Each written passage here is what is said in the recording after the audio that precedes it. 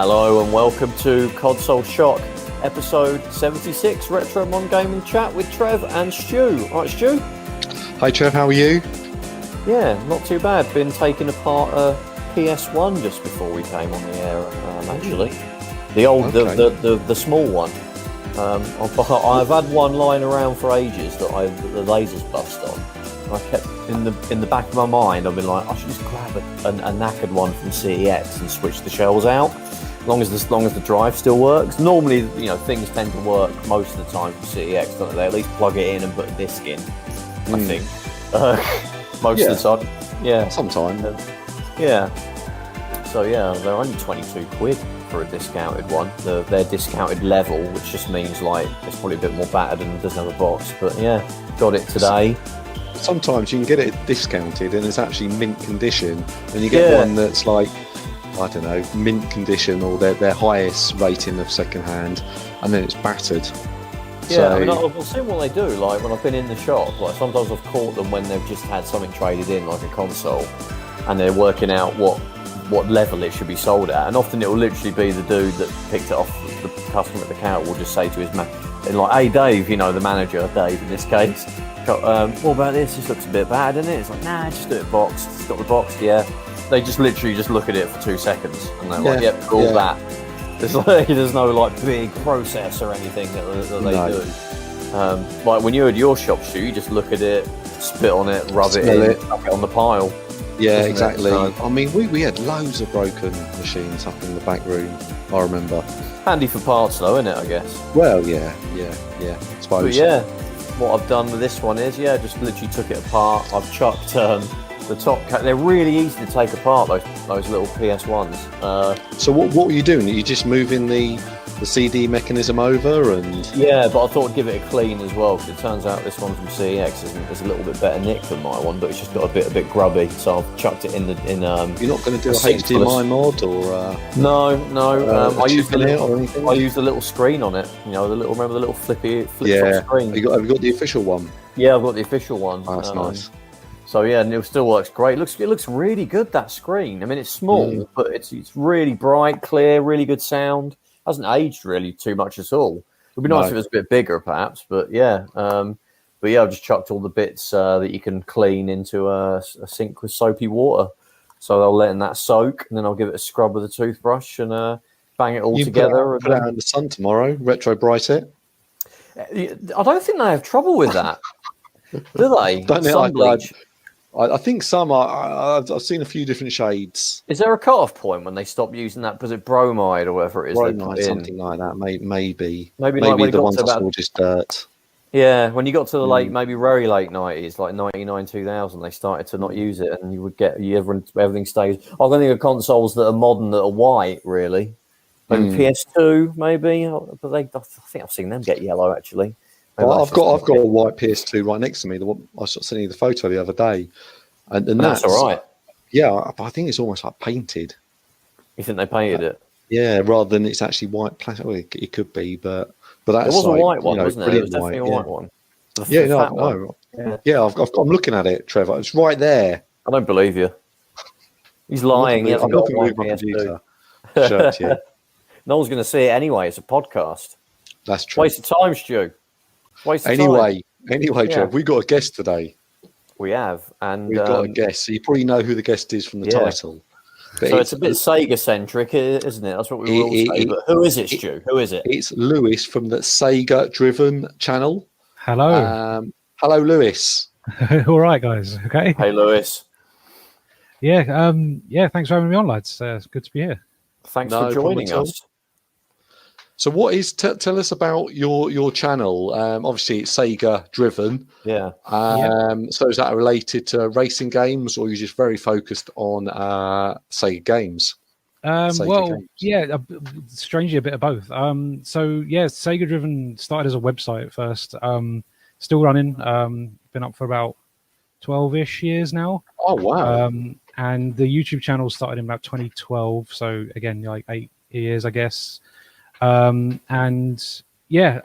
literally just a little video offshoot when I want to do, muck around with capture and stick my face in front of the screen for whatever reason and just have a little, muck around with that. To be honest with you, it's very sort of passion projecty. Literally just run whatever I feel I want to make a video on that day. To be honest, which is not the best way to run a YouTube channel, but it keeps me busy. But yeah, so yeah, it started life as so. It was I originally ran just a Sonic centric website, and one of the little offshoot pages I used to run, and that was a site called Megadriven, which was all 16-bit Sega stuff. And once I realized that I'd run the course with the Sonic site, to be honest with you, it was like, well, let's amalgamate the two. So Megadriven and Sonic, the Sonic Yoda was the name of the site at the time, which is my handle still to this day. They became Sega driven essentially. So that was basically a way for me to get away from the Sonic franchise for a bit, because as you can imagine, in any fan community, it gets a bit toxic in places, and you spend too much time in any community, it gets a little bit exhausting to be a part of. And I definitely felt like I'd run the course with the Sonic community at that point. And it was a bit of a bad time to be into Sonic in around 2007, 2008. There wasn't a lot of good games. The dark ages. Franchise. Yeah. Everyone mentioned Sonic 06, yeah. Absolutely, yeah. That was a big letdown. And I remember as well just being massively let down by Sonic Unleashed as well at the time, because like half of it's all right, but the other half is pretty dodgy. So yeah, it just felt like the right thing. It's like, well, I still love Sega stuff, so let's just go full ham on the Sega and like focus on the other franchises when Sonic ain't doing too hot. It's funny, isn't it? Because you're sort of saying about how it could be a lot of fan communities could be quite toxic. I feel like any kind of subject matter, no matter happy-go-lucky it is, it could be a Teletubbies fan community. There'll be some way that would turn into a toxic thing. You know what I mean? Yeah, absolutely. That's just the way the internet is. Sonic, it's strange. It's absolutely weird. But yeah, it's one of those things where I've learned to keep things at an arm's length as the longer I've spent in any community, to be honest with you. It's like you've got to take the things that you like from it and stick with those, and it's not worth getting het up with other people's preferences and arguments and things like that. It's just not worth it. It's a video game at the end of the day. And absolutely. The franchise is not really aimed at my demographic, regardless of the fact that I still keep coming back to it. So it's like let's move on. Let's find other things to enjoy. And Sega Driven has basically been my outlet for that. Really, it's just a case of like I've always loved Sega. I've always owned Sega systems, and it just made sense to push myself further down that path and just explore more of the franchises that I didn't really get the chance to talk about on the Sonic fan site at the time. And yeah, like it was a real good time to do it, to be honest with you, because that sort of mid 2000s, sort of early 2010s Sega era is such a bizarre time, because there's all these weird experiments and games, franchises coming back out of the dark, and let's try and do a new Sega Rally, and it's one of the best Sega Rallies in the franchise. I love that one on 360 and PS3. But yeah, it was a good time to sort of find some passion for the publisher again. And yeah, there was a lot going on that wasn't Sonic that I was very much into, and it all stems from there, really. And like I say, I run the YouTube channel in a very similar way. Whatever sort of floats my boat at any given moment, I'll make a video on that. Yesterday I did a video on the beta version of Sonic 2, just because it's one of those things where I remember mucking around with that ROM very early days of getting the internet, because I think that was discovered sort of like 99. Just being absolutely fascinated by it. It's all this like deleted Sonic content I've never seen before. That's awesome. So yeah, it's just one of those things, isn't it? It's like I make the video primarily for myself, but hopefully it's entertaining enough for people to stick around.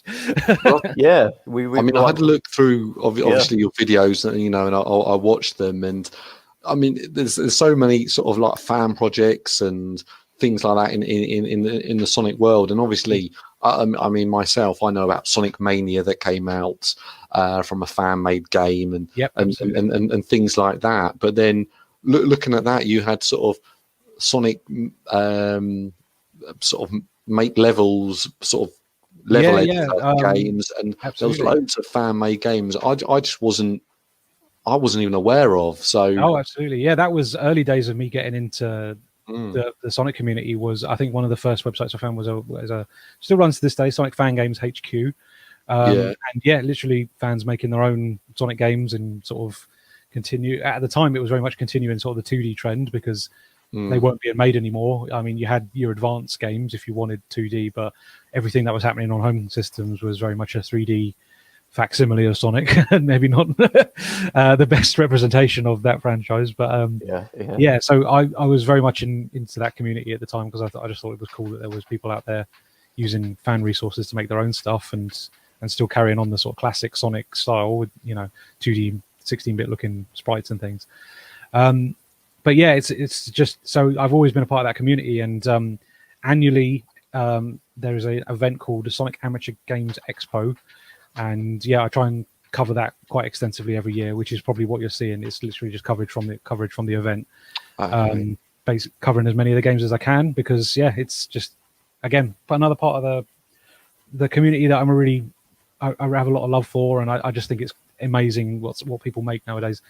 One of the games that came out last year at Sage was a game called Sonic GT, which is a completely fan-made, fully 3D modern style Sonic game with like boosting and massive game, and the whole thing is complete, made by like tiny little team of bedroom coders essentially, and it's just as good as a product as anything that Sega themselves are putting out. It's fascinating to see what people can create in that community. I mean, how Sega, because obviously Nintendo, if someone comes onto YouTube and even mentions, goes Nintendo really quietly, there's cease and desist letters going out and all this stuff, and then but I feel that Sega are actually the opposite. If someone wants to make a fan-made game, as long as Sonic's not going around swearing with a great big penis or something. Stop some people, let's put it that way. okay. Sega's like, oh yeah, fill your boots, go wild, have fun with that. No, they're super supportive of fan communities, to be honest with you. I mean, obviously Sonic, like you said, Sonic Mania, an awful lot of the team involved in that they came from fan projects and things like that in the past. Christian Whitehead used to create a game called Retro Sonic. There's a guy on the team called Stealth. He's done lots of different projects. He made a fan game called Sonic Project Metrics, and they all ended up getting a job at Sega and doing a proper Sonic games, which is absolutely fascinating to see. And that wouldn't have happened if it wasn't for the fact that the company was so supportive of their fan projects. It happens in other sides of the thing as well. I've known people who have worked on like official artwork that gets shared through the official channels, whether it's Facebook or Twitter, and that's been commission from fan artists. Essentially they started out just doing work on DeviantArt and things like that, and then they've ended up getting actual artwork jobs through Sega themselves, and it's fantastic that they've got their ear so close to the ground with their community, to be honest with you. I think if there's ever an example of a publisher understanding their community, I think Sega definitely up there, because I think it's such a shame that publishers like Nintendo don't embrace that sort of thing, because it's just all it can do is benefit you. I mean, like I'm sure you will remember A2MR, is it the Metroid the Metroid 2 remake on PC? Have you ever seen that? Yes, it's like the Gameboy really cool remake, the Gameboy one. They obviously put the kibosh on that, got that removed from the internet. I mean, you can still acquire it from places, but and then obviously they went and did their own remake, and it's like, all right, would you have done that if it wasn't for the fan remake? I feel like you should be supportive of things that people want. There's nothing wrong with getting a AAA studio to make what they're doing, sort of thing. That's a great idea, but I think it's such a shame that they don't embrace the community more and let them run a little bit wild, because it's only going to produce more ideas for themselves that they can pinch, and there's lots of talent there that they could possibly get involved as well. I know the running joke of Nintendo hire this man is a little bit overblown, but like I just think it's so beneficial for a company to see what fans are doing and what their community is doing and seeing where they're gravitating, because it means you can sort of steer the ship in a different direction, and we'll capture this audience, sort of thing. It doesn't always work. Obviously Sega have have done that in the past and hasn't been too successful with things like Shadow the Hedgehog, for example, which was obviously a very popular character at the time. But I don't think the world was really needed a grim, dark Sonic game. But yeah, that obviously happened. But hey, you know, it's cool to see that a company like that is willing to experiment with their franchises a little bit. You know, if there's one thing that you can say about the Sonic franchise in particular, is that it's never the same game twice. It's always something different, which I respect. Whether or not it produces great games each time is a different conversation. But I have huge respect for any publisher that's like, all right, let's give Sonic a sword and see how that goes. Yeah. Medieval times. That's what we need. Medieval times. Yeah. Streaming the Job. BioWare RPG. Yeah, absolutely. It's just like, I mean, on paper, what a great idea. Let's get BioWare to make a Sonic RPG. But the end result, not so hot.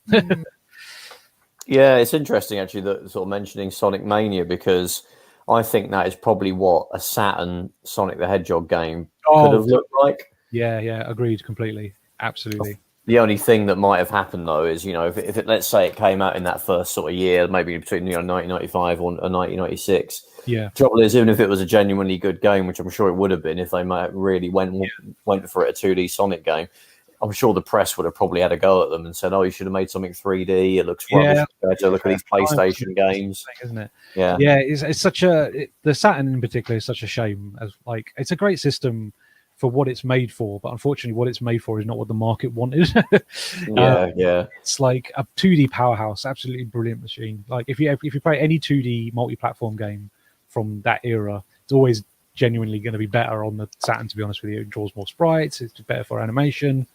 The fighting games on the Saturn are just top tier, man. There's so many games on there. But obviously that was not the trend in the West. We wanted 3D, and PS1 had that beat in spades. So, yeah, a real shame. But I think, like you say, a 2D Sonic would have been absolutely fantastic on the Saturn. But the push would have been that franchise has always been more popular in the West, so it would have always been a push to 3D. And they were making a Sonic game on the Saturn called Sonic Xtreme, which I think it looked kind of crap. It was a bizarre thing, like a fisheye lens going on. Yeah.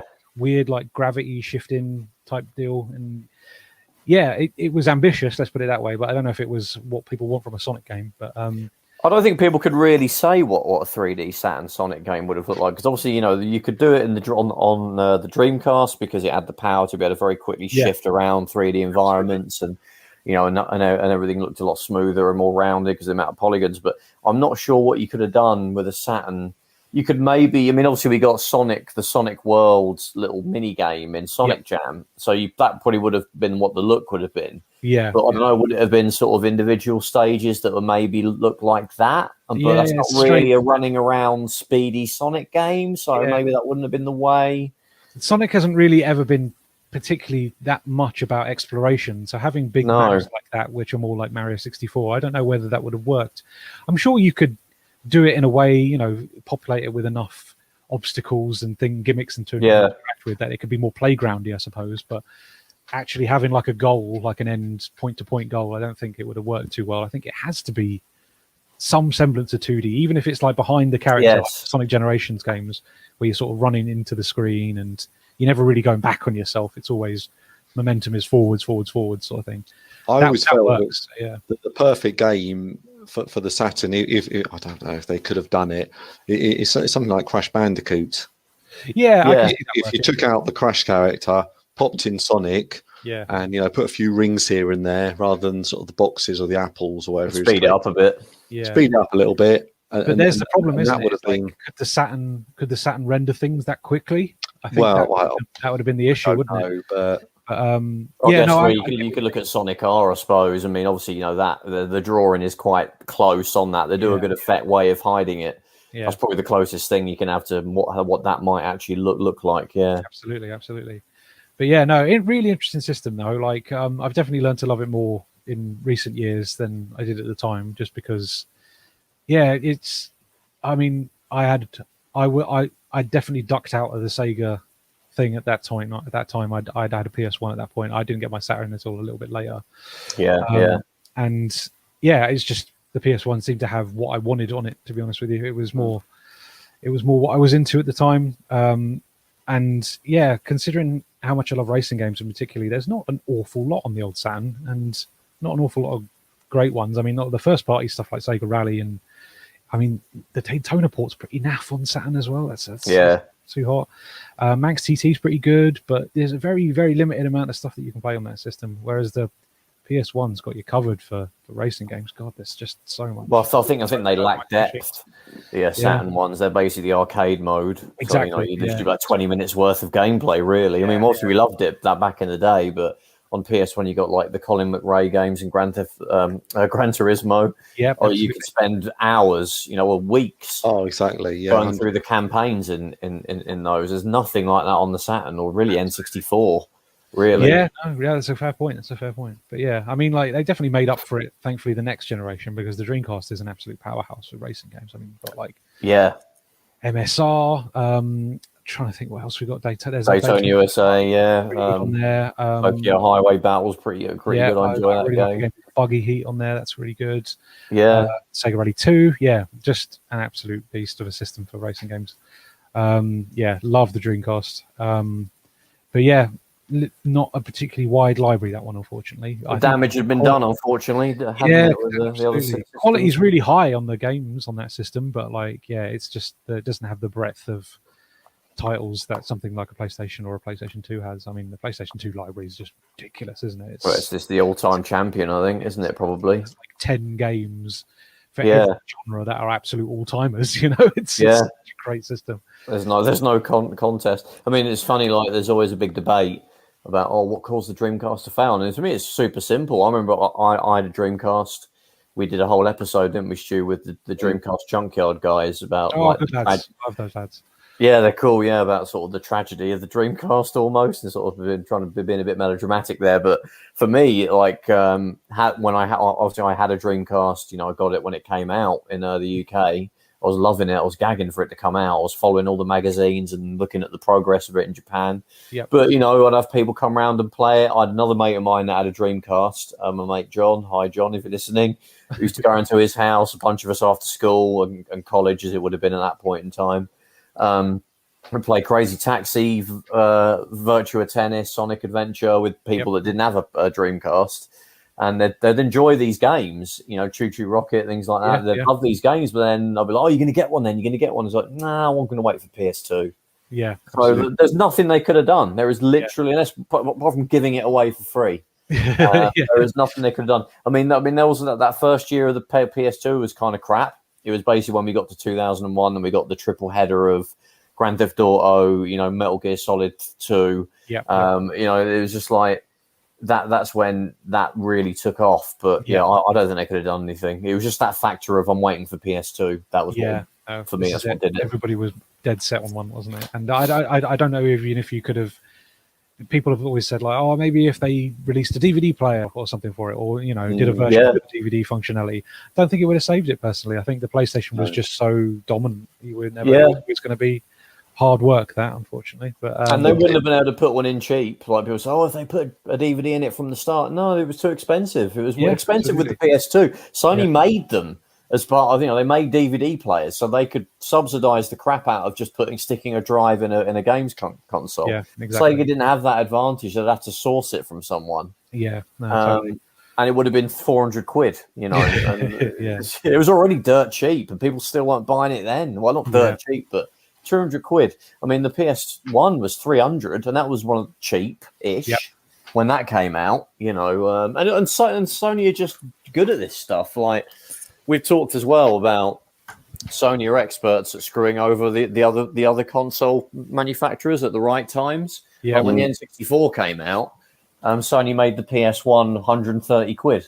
They dropped the price from 200 to 130. Yeah, again, that was another console I didn't see much of that generation, to be honest with you, the old N64. And I mean, I'm sure there's some really great stuff on it, but I've never really had an awful lot of experience with it outside of ports of games to other systems, to be honest with you. The only way I played Mario 64 is through the DS version. I've played Ocarina of Time through the bonus disc with Wind Waker on GameCube. Never actually owned one, or I think I had one friend with one at the time. But yeah, yes, it's another interesting one. I've had the argument about that as well, which kind of pisses off people. Well, I think there's a huge swathe of nostalgia for it. That's why people go saying, "Oh, make an N64 Mini, make an N64 Mini," but not many of these people actually had it. I think they're nostalgic for when they went to their mate's house that had it, and they all played Mario Kart. Then they went home and just played like FIFA on their PlayStation.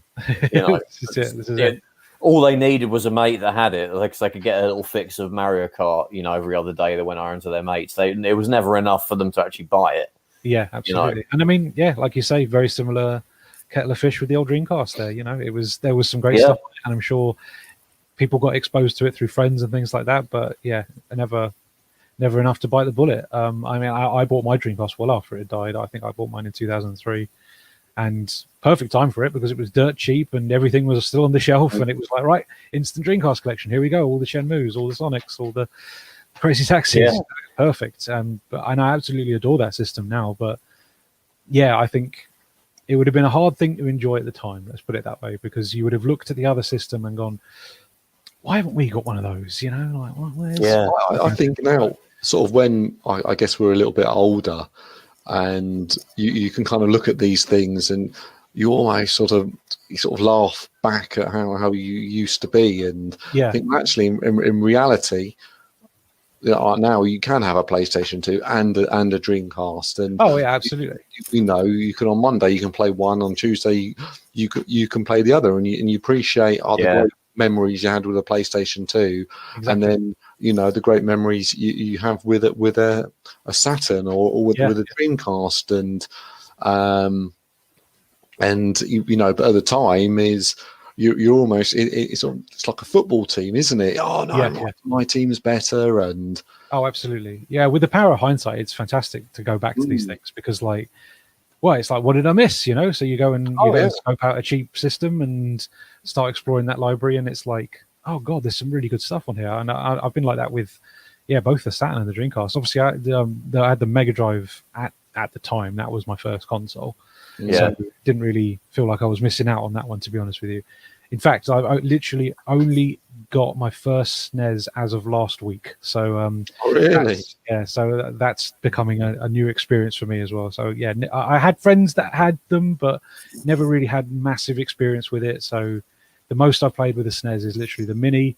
But I wanted, as much as I like the Mini consoles, something about it doesn't feel right. I don't know if more and more I'm starting to feel like input lag and stuff like that, or if it's just a case of there's a delay or something. It never feels quite right to me. You play an actual Mega Drive, everything's snappy and it runs exactly the way I feel like it should. Whereas I play the Mini and it's just like, why doesn't Sonic jump at the button press? It doesn't feel right to me for some reason. And I'm sure that's the sort of game you can really feel it. Absolutely, Sonic games you can really feel it. Yeah, sure. It's just an over familiarity with that system, but I'm feeling the same thing with the SNES, to be honest with you. Like I'm playing games on the actual hardware now, and it's just like, oh, this is so much nicer to play on this than it is on the Mini. Yeah. The Mini's fine, don't get me wrong. I think emulation has a space and it needs to be there. And I think it's important that there are people out there archiving games, and ROMs are important, man. I think it's all very, very important, and I think it's a real shame again that Nintendo are just like, nope, get them off the internet, clamp that down. I think it's terrible. There's no way to play a lot of these games, and we've had. Do you watch Retro RGB? We've had Bob on here a couple of times from that. Yeah. And he's you know so much about how to set up your old TVs, what you need to do to put your SNES through, your 4K TV in the living room. And I sent Trevor a sort of funny photo. I used to have quite a big setup, and then we moved. And so in my spare room, I'm sort of sitting in now. I've got a 14-inch CRT, and then I've got my GameCube and PlayStation 2 sort of plugged into it. And the whole idea is that I've got a cupboard with other systems in which I'll take something out and then I'll set it up here. And it's I don't think you can beat playing it on the original system. And then I'll just say this, the same is I want to play my Xbox One. I want to play that on a 1080p 4K flat screen. That's where it looks good, and old games looks good on old TVs. And I think sometimes it just look awful on sort of the big screens. Yeah. No, I mean, I've always kept sort of like an older sort of like 720p monitor with a SCART input, because you don't lose any of your input like lag and things like that with that, because it's a direct like capture to the actual monitor itself.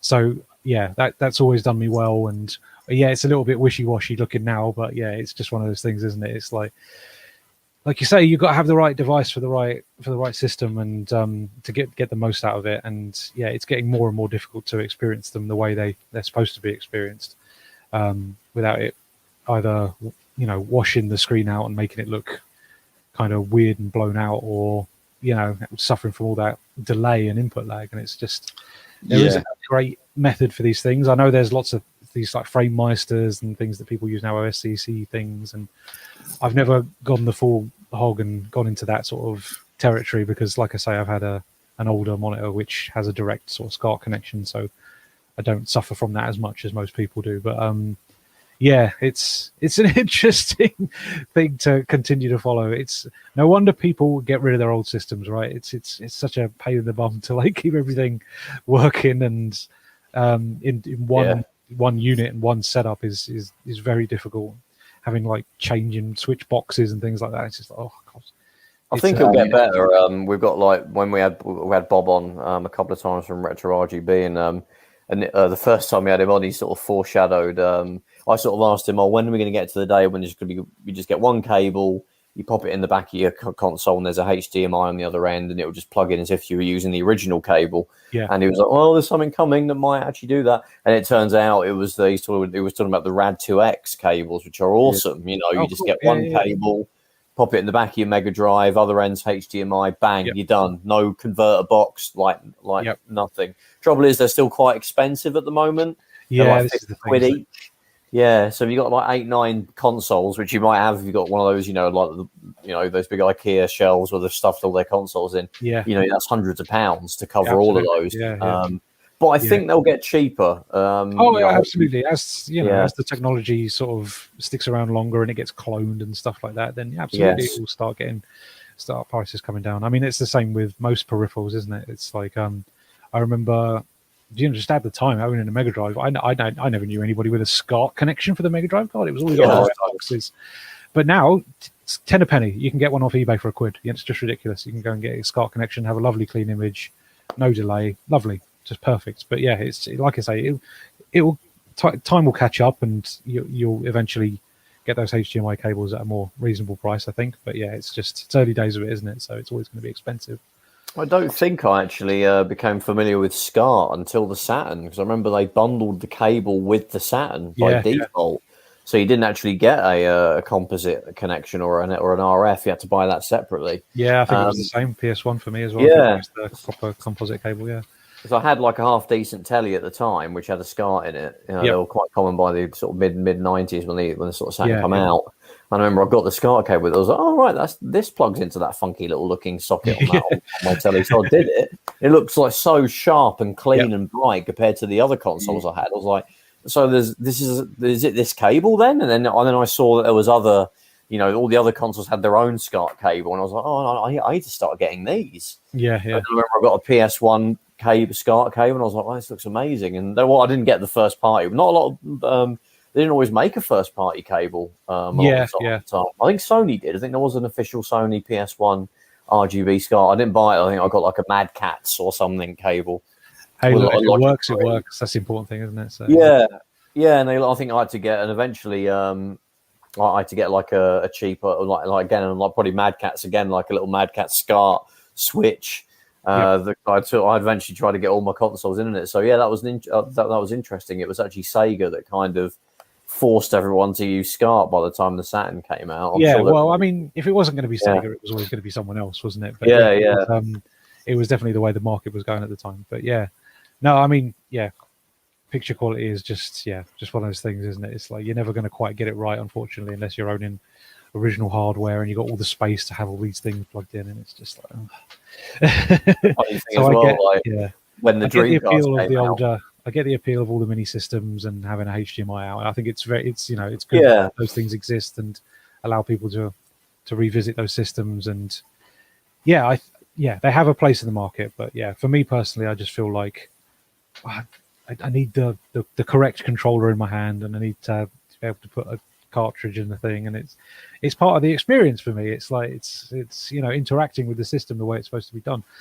The minis are just toys with switches on them, and it's they're not really for us, are they? I remember when I at work one day we had like a Friday drinks where we all sort of hang out, and we had a balcony on the office that we worked in, and we'd have drinks at the end of the day, and someone's gonna have a TV set up so people can plug a console in, and someone brought a NES Mini.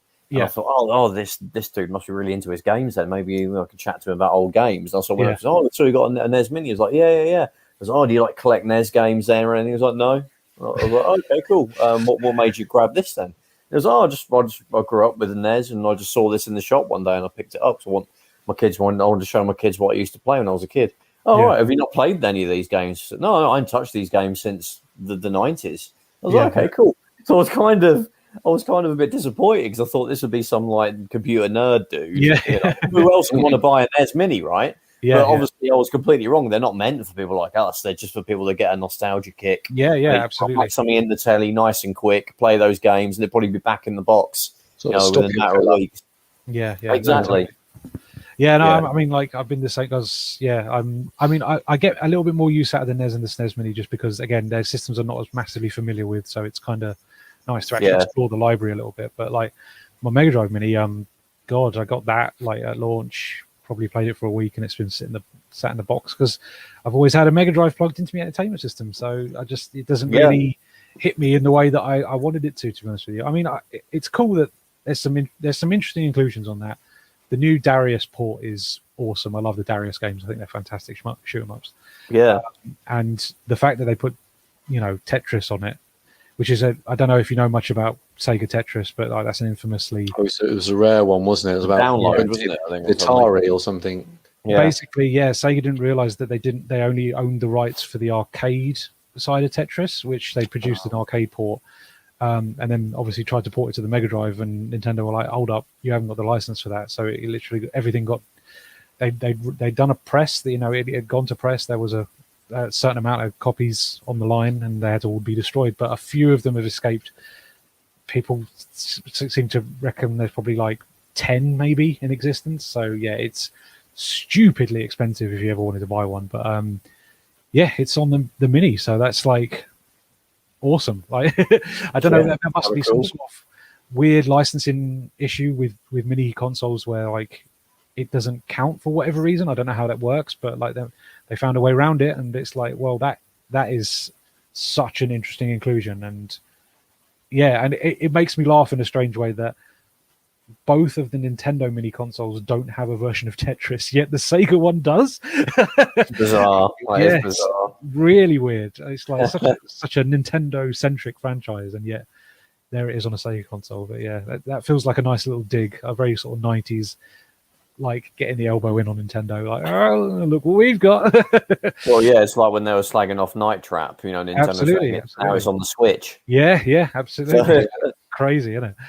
How like me and Stu keep saying with regard to the minis, like, why haven't they done a Game Boy? That's like the most popular one. That would be the best one. But they did that Game & Watch recently, which I bought, and that's quite good, and I'm very happy with it. It looks amazing and a great screen, and it's very nostalgic. And then I watched someone's review of it, and it's like, why aren't there 30 Game Boy games, or why aren't there all these different Game & Watch games on there? And really sort of sort of laid into it like it was like the worst thing ever. And I was I don't think I'll put hundreds of hours into it, but no. But that was never what it was promising, isn't it? It's more of a collector's item more than an actual micro console, isn't it? So, piece of nostalgia. And And I thought, well, was it £40 or something? And maybe it could have been a little bit cheaper, but I just thought it was a smashing little machine, and I was very happy that I got it, and no problems there with it. I think it's great. I wish it had more games on. Yeah. It's like, Gameboy. Don't we all? Yeah, absolutely. I mean, it makes sense that you'd want that to be more of an impressive library of games on that system, sort of thing. But that's not what it's promised. Like, obviously, this is new fans misinterpreting what the end goal was there, isn't it? It's like this is a Game and Watch memorial, like, collectible thing, and that's all it's ever going to be. And they all right, they put some Mario games on it, which are not Game and Watch games, but I think if it had to be something like that, because unfortunately, if you do revisit Game & Watch games, they don't really hold your attention for too long. And I think if you're going to put 40 quid on a product like that, it needs to hold your attention a little bit longer than a Game & Watch game will hold it. I think it has one on it, doesn't it? It has Ball, I think.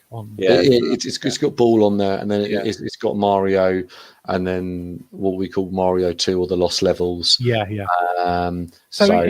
expanded it a little bit to obviously hold people's attention more than just a Game & Watch game, which makes perfect sense. But it's not that product, is it?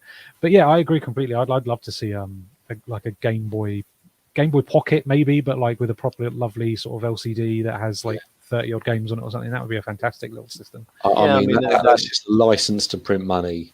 There's difficulties with an N64 Mini. November.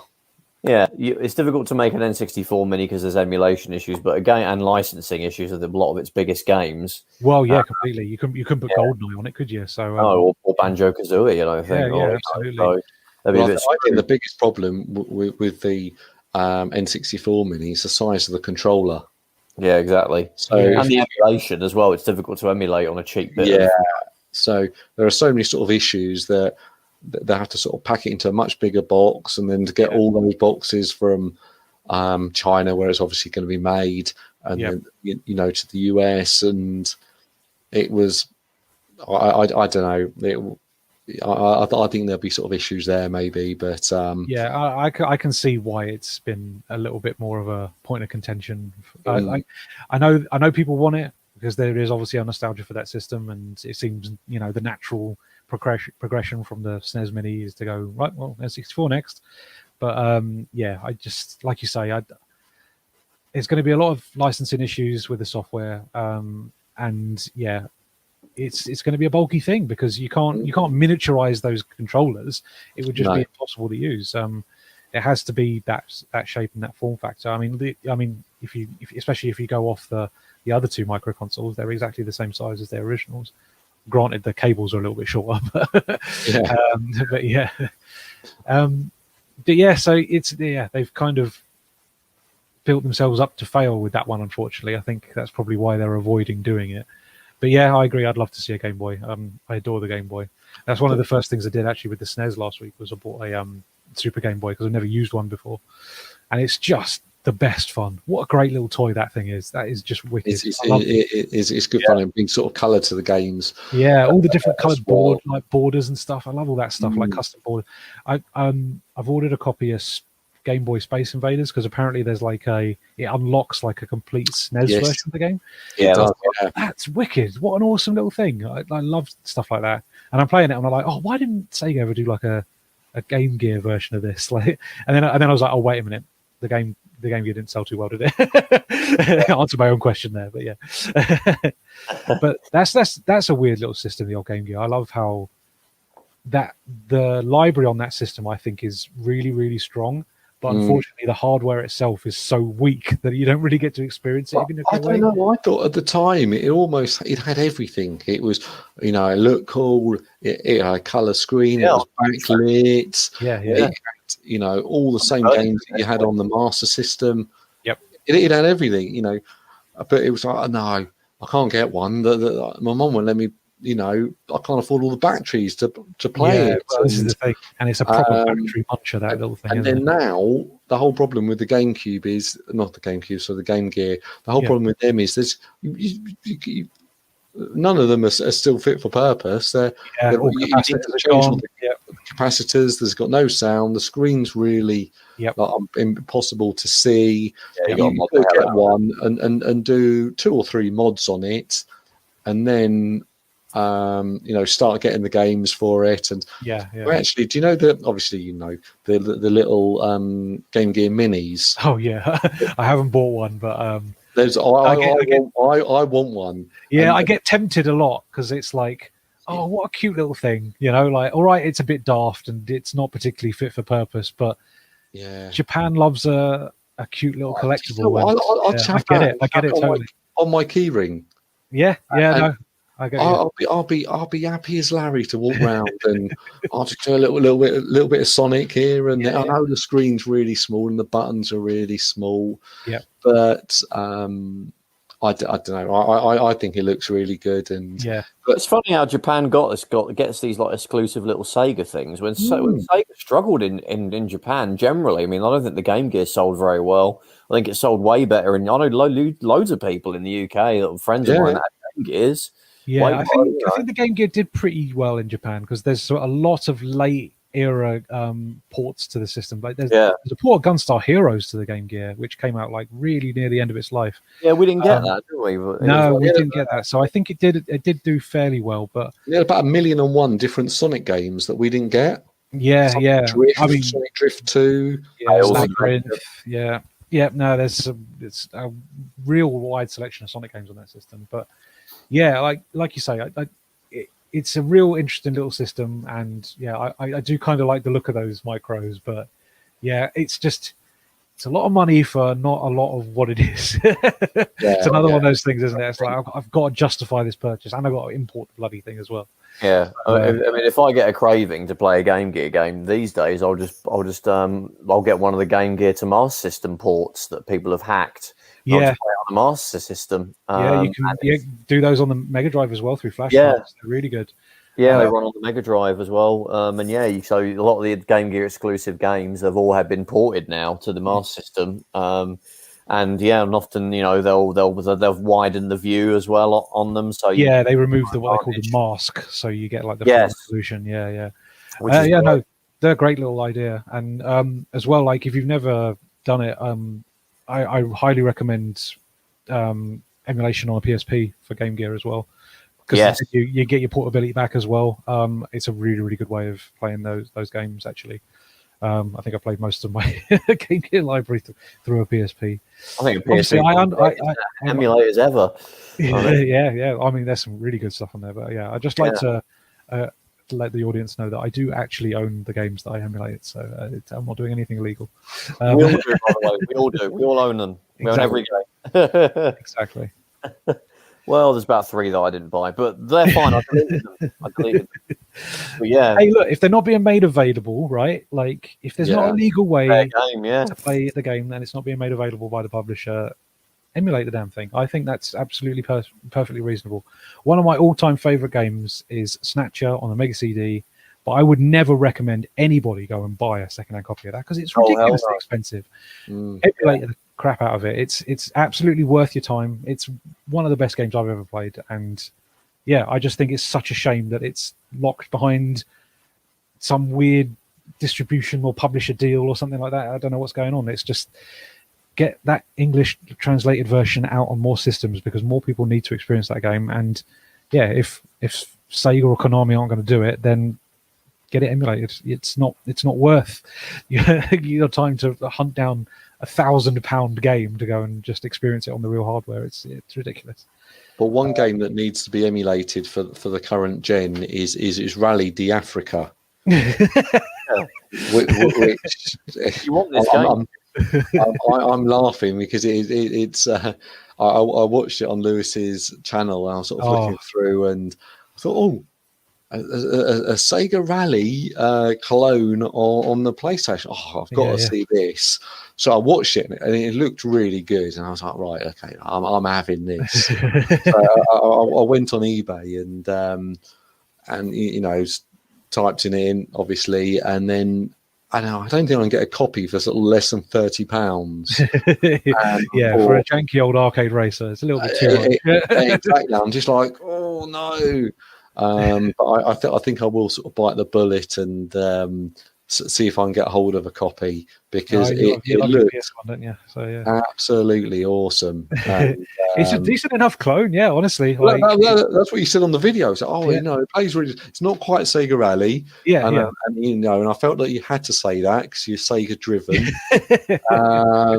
So, but it was still. I could sense that you were enjoying it. Yeah, no, absolutely. I like I say, yeah, my experience with that game is I did enjoy it at the time, and it is perfectly acceptable little bit of arcade rally for the PlayStation. And there's not an awful lot of that on PlayStation. Bizarrely, most of the rally games on PlayStation are actual proper simulation ones. So you've got your Colin McRae, Rally Challenge, rallies, yeah, absolutely.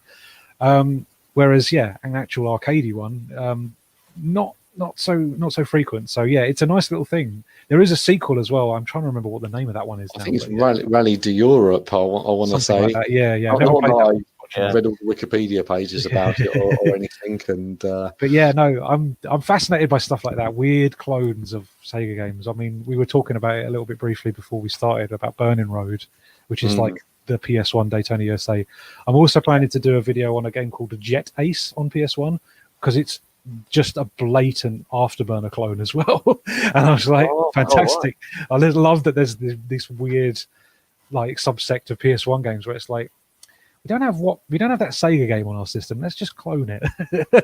Yeah, great. I never realized that was a thing that was done. And well, this is it. You know, like they're obviously looking at their rivals and seeing what they've got that they don't have, and just going, we'll have a bit of that. That's happened for years and years and years. I mean, you think about the home micros and stuff like that. There's Amiga clones of everything. I mean, there's like that Catechist, which is basically a clone of R-Type. There's loads of weird bits and pieces like that on the Amiga. I love all that sort of stuff. Loads of Pac-Man clones and distributed on the cover discs and things like that. And I love all that. But yeah, it's always been a thing. But I love it when it's so brazen, and when on a system like that, which was obviously supported by a major publisher, and it's like, right, okay, intellectual property is now a thing that we need to respect. It's just interesting to see companies try and get away with things like that. It was more like a game inspired. Absolutely. That was it. Yeah. And I think you mentioned, okay, this car looks identical to that car. Yeah, a rally car looks like a rally car. Yeah. It's tweak it just enough to make it like infringing. Yeah, and I think I probably mentioned this to Trev before. It was maybe about 10 years ago. I saw someone was selling, and I maybe was going around a few Facebook groups and linking to Auto Trader, and someone was selling a Toyota Celica, I want to say, and it had all the Sega Rally stickers on, and I was like, oh man, I've got to buy that car. And then a moment later I thought, that's a ridiculous thing, because I don't know anything about cars.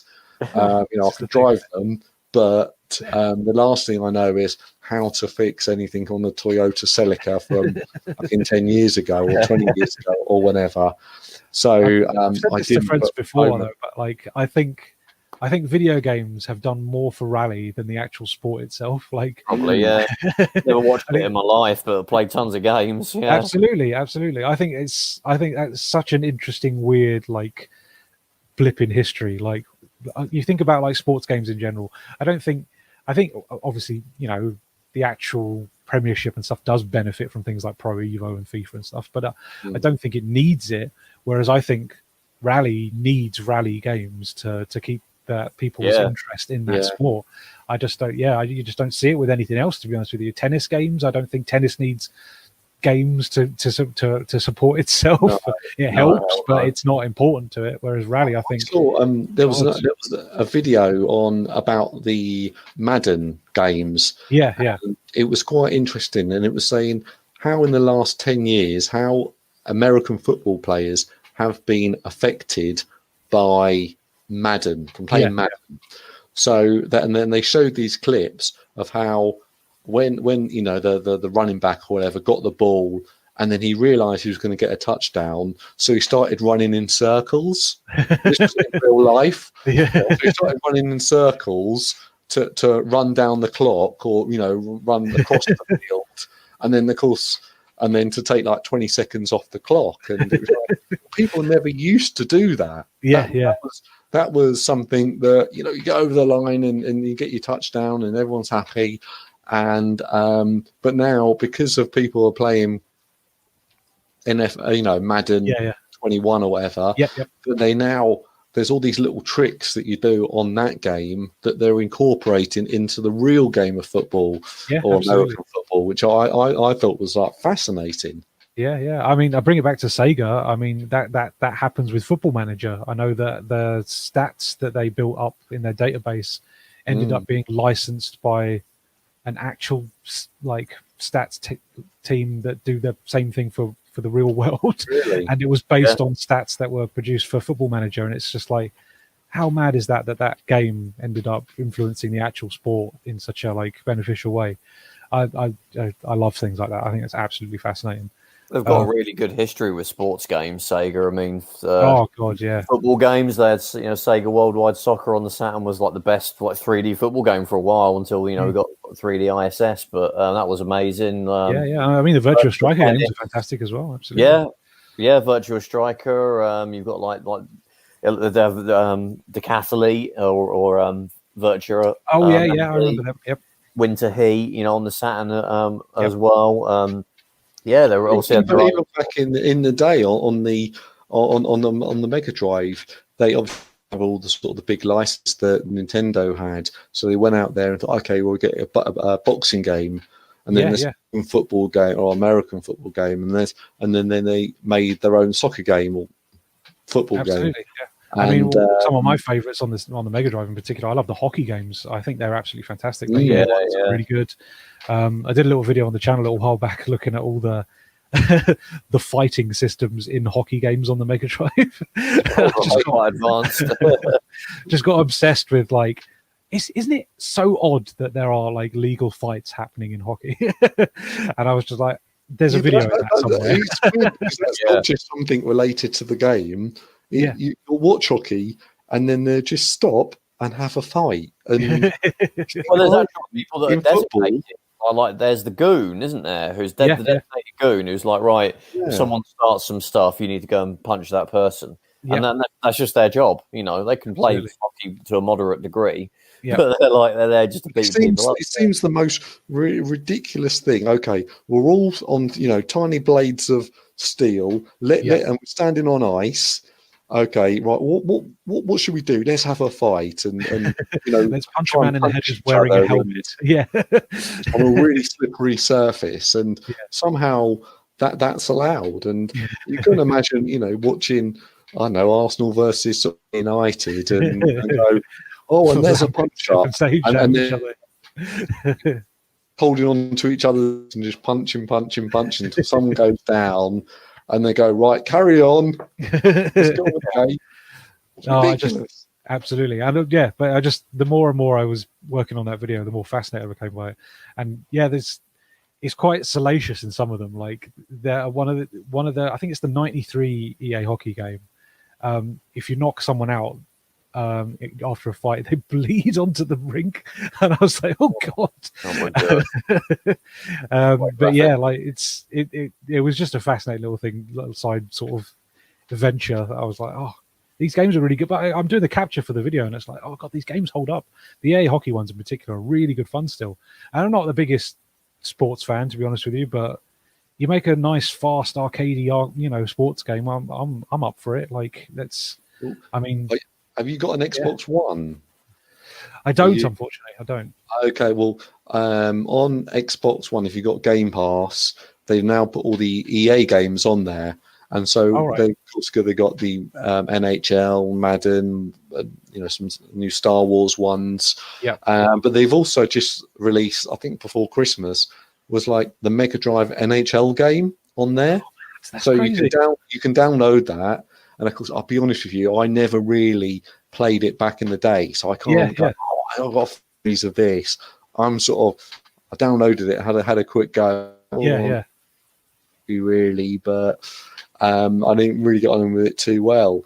But you can actually, and it's got all like the 2021 teams, and up-to-date Put the players. modern roster in the old game. That's awesome. Oh, that's such a good idea. So it's. I mean, if you get a chance to. I'll look it up, man. That sounds awesome. I haven't even heard of that. That's really well cool. worth getting, obviously, and it'd be quite interesting to see actually what version of the game is this built from. Was it one of the later ones, or was it the original one? Or no, absolutely. Yeah, no, I'll look into it. That sounds really cool, man. I love that. That's a thing. There's a real nostalgia for that franchise. I mean, I remember seeing people sharing like actual. It was like, I don't know what it was like it was a video on the actual NHL Twitter page, and they'd done like a recap of like that week's game or something, but they'd done it pixelated and put the stars around the players so that it looked like the EA hockey game. And it's like, there's a real nostalgia for this game through the actual, like, you know, NHL themselves. And it's like, it's so cool to see like games affect the sport that way. It's like, I'm brilliant how that sort of loop comes back round to influence of the sport. I think it's really cool. But I'm fascinated by that Xbox One thing. I'll have to definitely check that out. That sounds really cool. Yeah, at least watch your sort of. I'm sure there's plenty of videos. Yeah, totally. Sort of going back and playing it, but Trevor, have you played it? Did you download it? A few similar ones actually. On like the 360, there was like NBA Jam on Fire. Yeah, they did like a sort of retro throwback version, didn't they, with the big heads and stuff? Yeah. I think you can still get it. And there was also Madden NFL Arcade on the PS3 and 360, which is basically like old school like Madden, but with 3D like graphics, but in that old school gameplay style. I think they might have taken that down, but there's actually a few examples of them like remaking old sports and sensible soccer. You can get totally. soccer on the Xbox 360. They sort of updated the teams and the players. Like that was in like 2007, so it's out of date now. But that's like £2 on Xbox Live. So I definitely would recommend that. It's really good. That's awesome. Yeah, so there's like a few examples, and it's funny as well because like some of the last Mega Drive games were sports games. And on the Saturn as well, like NHL 98 and FIFA 98. Man. I mean, I don't know if you've ever seen it. There's a channel on YouTube called Virtual Gaming Library, and it basically just sort of amalgamates like console libraries into like little videos. So it'll be like, right, I want to watch all the games start with like the letter A on the Mega Drive. You can watch a video. It'll give you 10 seconds of gameplay of each game and that sort of thing. And it's always fascinating when you get to the FIFAs and things like that, because it's like, God, they were still making FIFA games in this year for this system. It's just like, it always I don't know what it is with the sports games. Yeah, they always like elongate the life of the system. It's obviously worth their time to do it, the games for that long, because obviously there might be someone buying them. They still sell. I mean, like FIFA 98 came out on the Mega Drive. The PS1, FIFA 2005 was the last ever game. God, that's nuts. PS1, 1 year off the 360, and it's like still got a game. Yeah, like barely time before its grandson, the PS3 came out.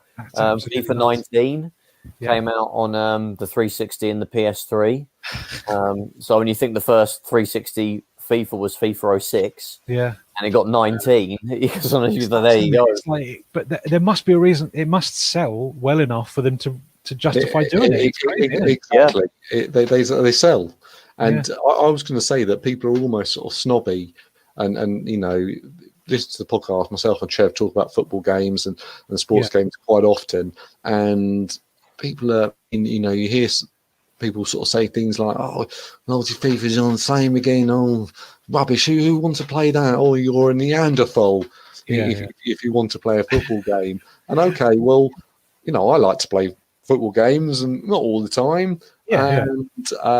Trev certainly plays them sort of more than I do, but there's a certain enjoyment from it, and it's a great game to play with your friends and this is like that brings an awful lot of people to it, isn't it? Especially nowadays, it's like it's so easy to do your online and your multiplayer that way, and it's like that's the real appeal of a sports game, is playing it with other people, right? It's not so much you're playing it single player. This is probably why I don't dive into them as much as most people, because I'm very much a solitary. You know, I'll play a game on my own to completion and go through the story mode or whatever like that. You know, and Yeah. it's not that sports games have never been particularly too good at that. I mean, they do it to an extent. There's I can't remember the name of the mode now, but like I know the current NBAs have like a really in-depth career mode with like actual acting and voice acting and stuff. Yeah, And it's like story mode, it's cool that those things exist and that there are people still offering that sort of single player experience. But for a sports game, it's not what you're there for, really, is it? The big appeal is always the multiplayer aspect of it. Well, saying that, I'm going to say to Trev, because I despair sometimes. I'll play online, and I'll lose every game. Yeah. I'll win the odd one, and it's such an achievement for me. Yeah. You know, I'm not great at them. But Trev will say, "Oh yeah, I put 840 hours into the latest FIFA. Playing online, you in the top division? No, I don't play. No, I don't do that. I just do career mode, and then put in like 1 million hours. Yeah, and I'm just like pulling my hair out, going, really? Yeah. You could go through, several years of I mentioned before that I like to do the mode where you just play as you have one character, one player that you've made yourself, you give them a name and you give them the attributes and you just play as that person. But when you're in the actual games, you can play as the whole team. You just try and make sure you give the ball as much as you can to your little guy who you're building up. Right. Yeah. But you could play that mode what amounts to several years or several seasons, before the next version of that game comes out, and that's like hundreds of hours, Yeah. Then I look at someone who plays an RPG for hundreds of hours. I'm like, well, how can you keep your attention for that long, walking around talking to people? Because that's just what a lot of it is. So it's the people that do every quest. On a Japanese RPG, and they've got all their characters to like level 99. And there's literally nothing left in this game for them to do. And I put 440 hours into it. Well, it's funny actually because you were saying you were pulling air out of me talking about playing a football game for long. We were talking the other day about Skyrim or I think Oblivion, and I said, "Oh, you should try it out." And you were like, "Oh yeah, I started playing it, but then I got told to walk somewhere by someone." I was like, "Forget it, I'm not playing it."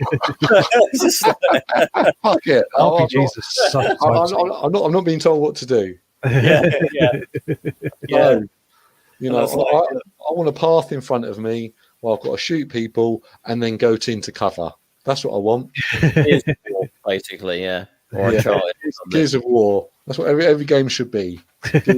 See, there is the appeal of those because, again, I keep saying this sentence, but we said it before. Sometimes you feel like it's easier when you've got a finite amount of time in an evening just to get through. You can get through a whole chapter of Uncharted, in 2 hours. And you feel like, cool, I've done my little 2 hours, I've got somewhere.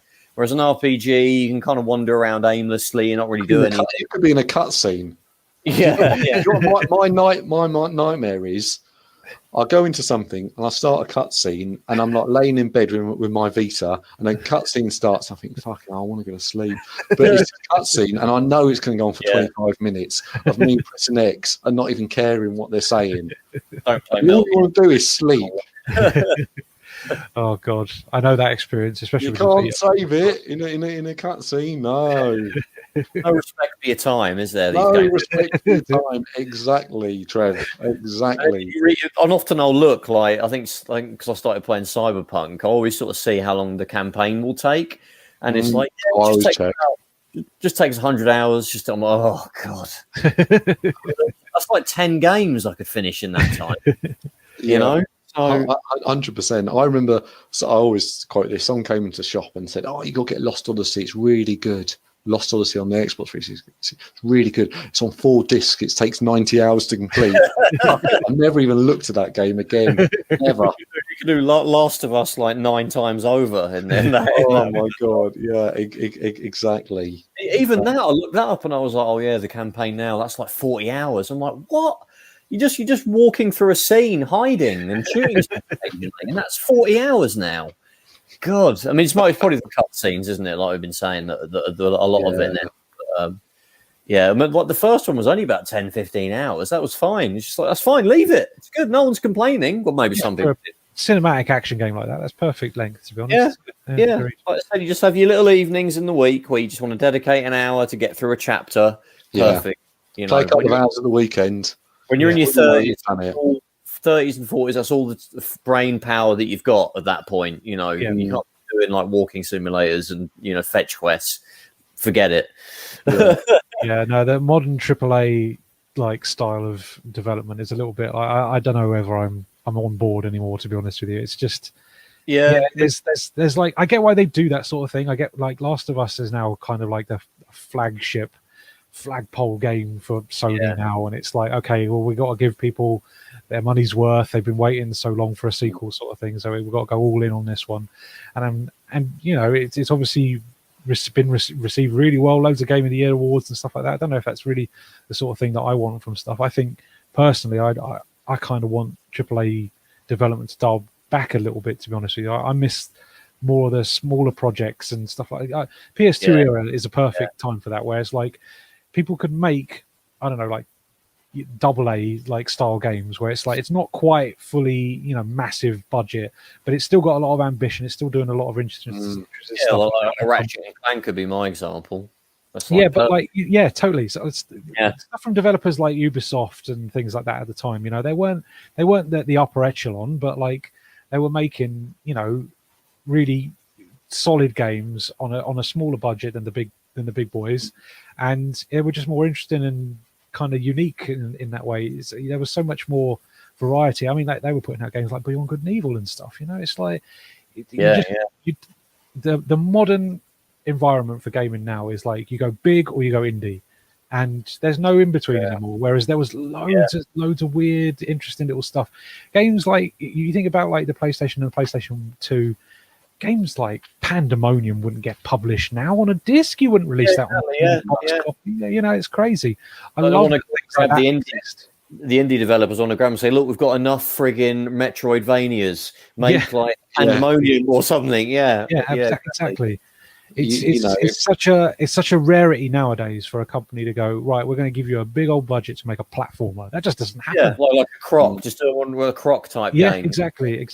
And I miss all that stuff, man. Like, all right, yes, it's not the best stuff, and I know everybody's always trying to make the next big hit and stuff like that, but I think variety is the spice of life, man. You should have more sort of lower budget stuff that's still being produced by big publishers and things like that. People just taking a chance and stuff.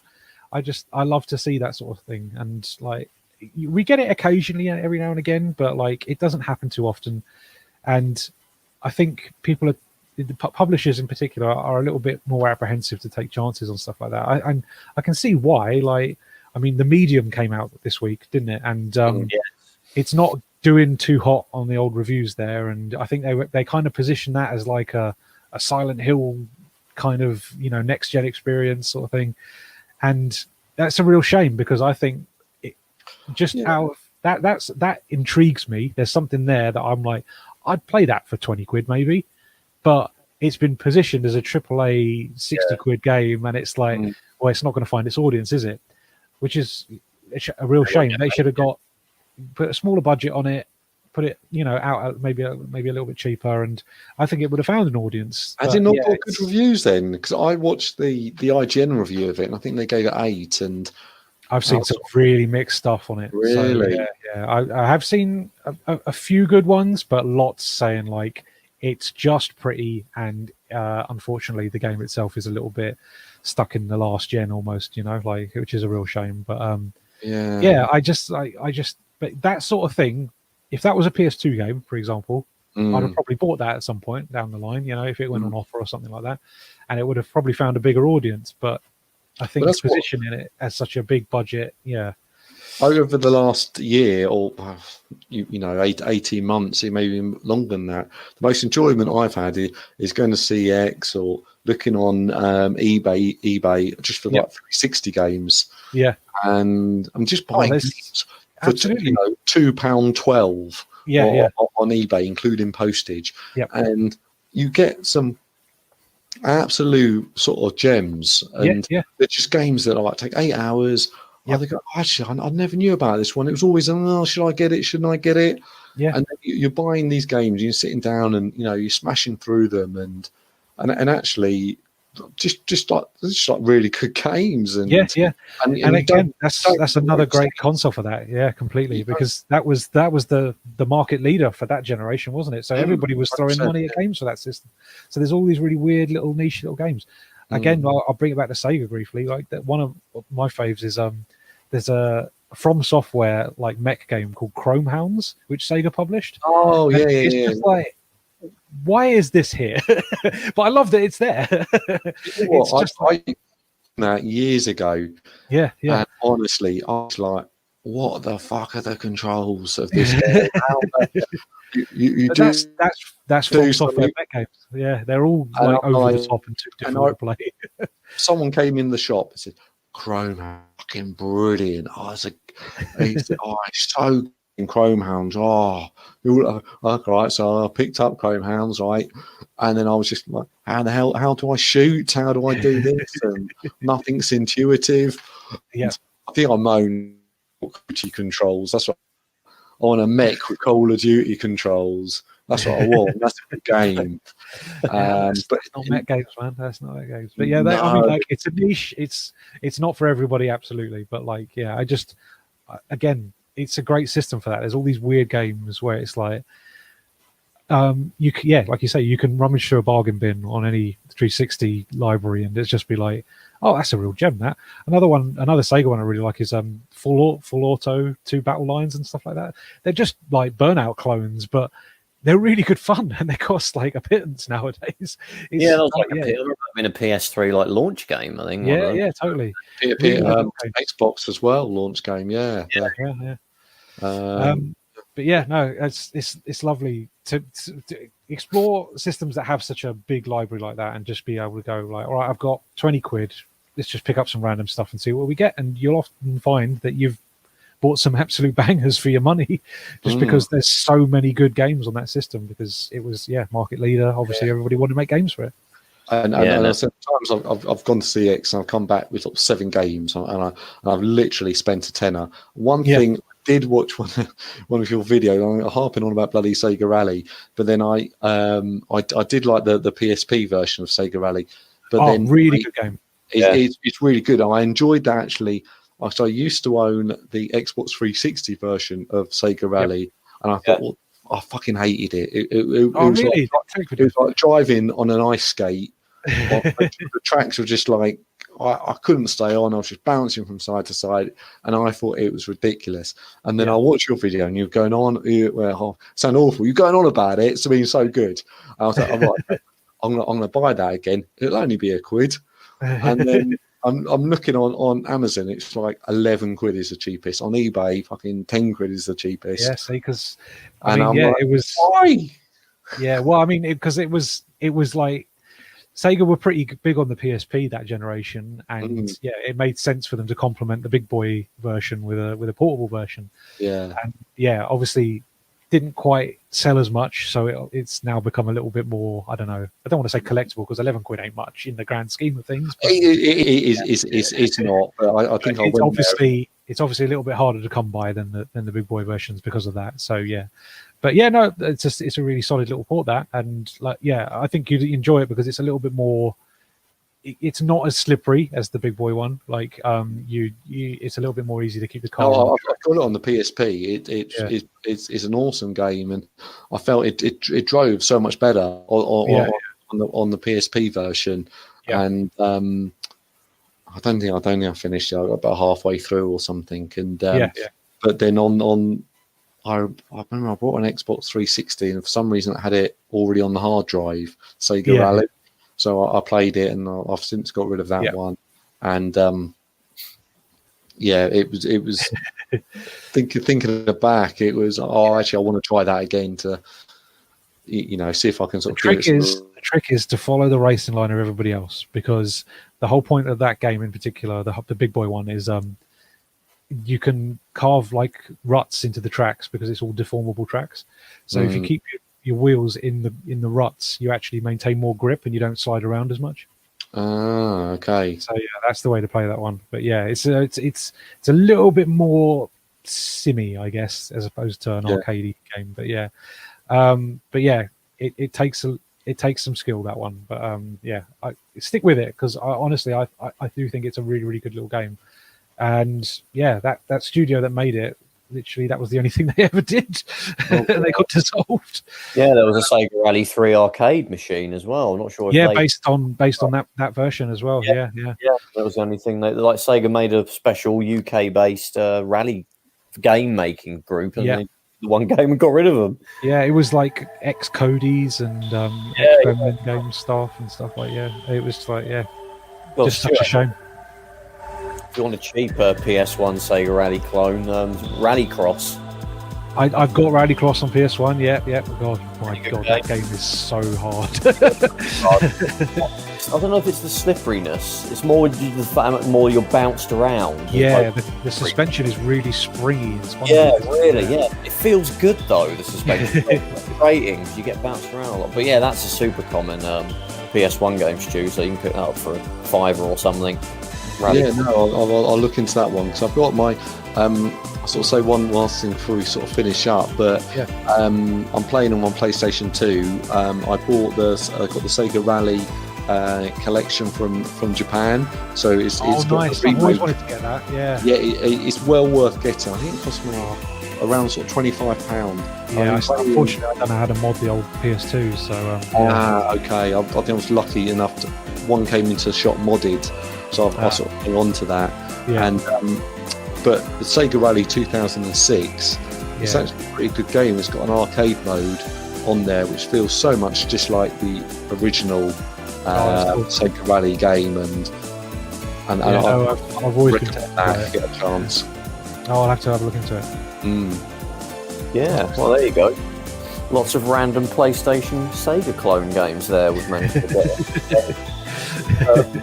Well, that was episode 76. So, Lewis, thanks so much for coming on. It's pretty rich. Thank you. Where can we find you on the interwebs? So if you want to see the Sega-driven activities, then it's segadriven.com for the website, youtube.com/c/Sega-driven for the video side of things. And if you want me on Twitter, there's the Sega-driven Twitter, or my personal one is @Sonic. So yeah. Cool.